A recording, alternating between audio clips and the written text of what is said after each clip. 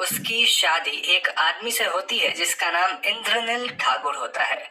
इंद्रनील एक जमींदार था जिसके दो और भाई थे। एक का नाम महेंद्र बैल वाली कहानियां सुनाता है।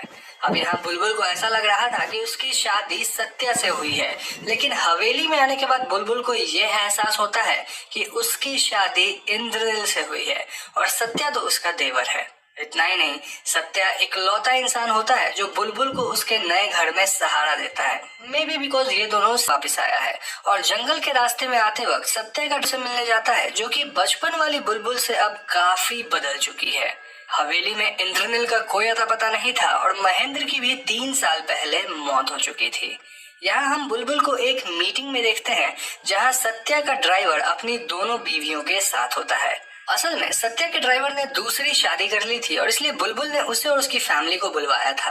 बुलबुल विनोदनी से मिलने जाते हैं जो कि महेंद्र की विधवा होती है और विनोदनी सत्या को बताती है कि महेंद्र को एक चुड़ैल ने मारा है, क्योंकि विनोदनी ने कमरे में खून से लथपथ तैयार होता है पर जाने से पहले वो बुलबुल को एक डॉक्टर सुदीप नाम के आदमी के साथ देखता है।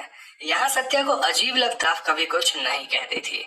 एनीवेज, सत्या गांव के लोगों के साथ जंगल में जाता है और इस ग्रुप में वो मास्टर दिनकर। यहाँ हम व्यूअर्स देखते हैं कि इस औरत के उल्टे पैर होते हैं और मास्टर के चिल्लाने की आवाज सुनकर सत्या मास्टर की आवाज का पीछा करता है।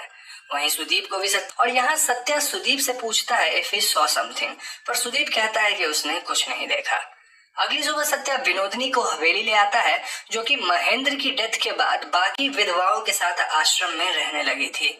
यहाँ एक फ्लैशबैक में हम देखते हैं कि विनोदनी बुलबुल से हमेशा बेरुखी से पेश आती थी और वो बुलबुल से जलती भी थी, क्योंकि बुलबुल हवेली की बड़ी बहू थी और विनोदनी उम्र में काफी बड़ी होते हुए भी हवेली की छोटी बहू कहलाती थी।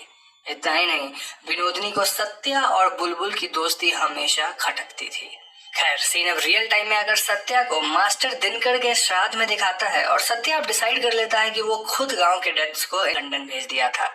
यहाँ हम व्यूअर्स एक फ्लैशबैक देखते हैं जिसमें हमें ये पता चलता है कि विनोदनी सत्या और बुलबुल के दोस्ती के खिलाफ इंद्रनील के कान हुए पन्ने दिखते हैं जो कि फायर प्लेस में पड़े हुए थे। उसमें से एक टुकड़े पे सत्या और बुलबुल का नाम लिखा हुआ था।